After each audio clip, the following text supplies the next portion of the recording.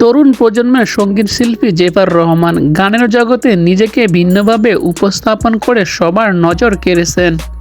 জেফার অন্যান্য শিল্পীদের থেকে আলাদা গান করে থাকেন, তাই অল্পতেই পেয়েছেন জনপ্রিয়তা। সঙ্গীত জগতে জেফারের ক্যারিয়ার শুরু হয় ইংলিশ গান দিয়ে, এবার স্পাইসি গান দিয়ে সোশ্যাল মিডিয়ায় তুমুল ঝড় তুলছেন।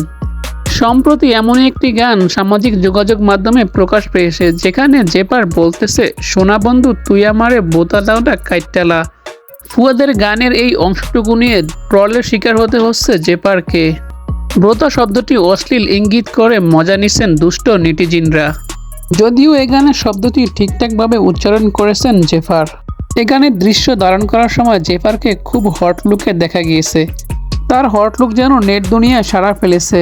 তো ভিউয়ার্স, বিনোদন জগতের যে কোনো আপডেট পেতে চ্যানেলটি সাবস্ক্রাইব করে সঙ্গেই থাকুন।